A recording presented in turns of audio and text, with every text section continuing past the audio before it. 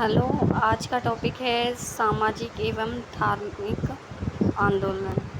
ठीक है बेटा, ध्यान से देखना कि समाज में धर्म के नाम पर कौन कौन से आंदोलन हुए हैं, कहाँ कहाँ हुए थे, कैसे हुए थे, क्यों किए गए थे। जो भी टॉपिक पे क्वेश्चन पूछा जाता है उस टाइप का देखते हैं। ठीक है बेटा, ब्रह्म समाज की स्थापना ये भी एक सामाजिक आंदोलन था। ठीक है, ये हुआ था 1828 में कलकत्ता में हुआ था बेटा। ब्रह्म समाज की स्थापना किसने की थी? कलकत्ता में राजा राम मोहन राय ने की थी। आधुनिक भारत में हिंदू धर्म के सुधार का पहला आंदोलन कौन सा था? ठीक है, जो हिंदू समाज के लिए किया गया था, सबसे पहला सुधार के लिए कौन सा बनाई गई थी? सबसे पहले था ब्रह्म समाज बनाया गया था। ब्रह्म समाज का विरोध संगठन कौन सा था? मतलब कौन उसका विरोध कर रहा था, कौन सा धर्म कर रहा था, कौन सी संस्था बनाई गई थी जिसने सती तथा अन्य सुधारकों का विरोध किया था? मतलब ऐसी कौन सी संस्था थी जो सती प्रथा को भी रोकना चाहती थी और जो सुधार हो रहे थे उनको भी रोकना चाहती थी? उसका नाम है धर्म सभा।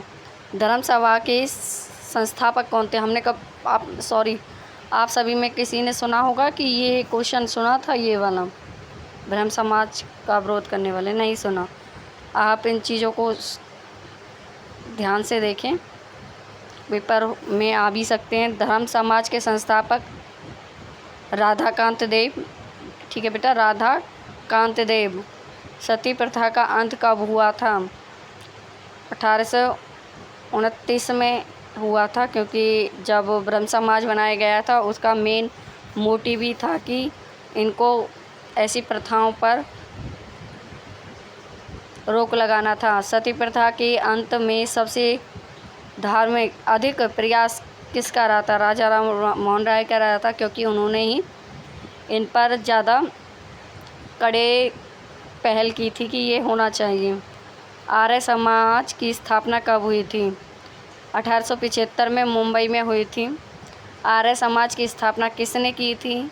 स्वामी दयानंद सरस्वती ने। स्वामी कौन थे? आर्य थे। आर्य की स्थापना स्वामी दयानंद सरस्वती ने। भूल भी जाते तो याद रखिए स्वामी कौन था, आर्य था, तो याद रहती हैं। राजा राम की सभी याद होगी, पर ये इसको याद कर लेना। आर्य समाज किसके विरोध में थे? धार्मिक अनुष्ठान और मूर्ति पूजा। मतलब जो धर्म के नाम पर गाय दान दीजिए, ये कीजिए, अपने जिस पर कुछ भी नहीं है, और वो आडंबर कराते थे कि ये, और ज़्यादा से ज़्यादा कहते थे कि वो मूर्ति है वहाँ है, उसकी पूजा की। यार जिस पे पैसे ही नहीं होते थे और वो कैसे जा सकता था इतनी दूर दूर तक, और इतने मरने के बाद ये दान ये कीजिए वो कीजिए। इस वजह से इन चीज़ों पर रोक लगाई जा रही थी। ठीक है, 19वीं सदी में भारतीय पुनर्जागरण का पिता किसे कहते? पुनर्जागरण मतलब जो कार्य हो चुके थे और अच्छे थे उनको दोबारा से जागृत करने के लिए राजा राम मोहन राय ने दिया था। ठीक है, 19वीं सदी में राजा राम मोहन राय का जन्म कहाँ हुआ था? राधानगर जिला वर्धमान में हुआ था। वर्धमान कुशीनगर, ठीक है, वो वाला। श्री स्वामी दयानंद सरस्वती का मूल नाम क्या था? मूल शंकर था। सभी को याद होगा, नहीं भी हो तो याद कर लेना। स्वामी जो दयानंद सरस्वती थे उनका मूल नाम मूल शंकर था। वैसे भी याद हो जाता है, मूल नाम से मूल शंकर, एग्जैक्टली वही होता है। राजा मोहन राय के अंग्रेज जाने के बाद ब्रह्म समाज की बागडोर किसने संभाली थी? रामचंद्र विद्यावागीश ने संभाली थी। ठीक है, याद रखना, ये क्वेश्चन कई बार मैंने देखा भी था पेपरों में, HSC वाले में तो देखा था इन्हें कि बागडोर कौन संभालता है। राजा राम मोहन राय जब इंग्लैंड जाते हैं तो ये रामचंद्र विद्यावागीश थे, वो संभालते थे। उन्होंने भी बहुत अच्छे प्रयास किए थे इनके साथ।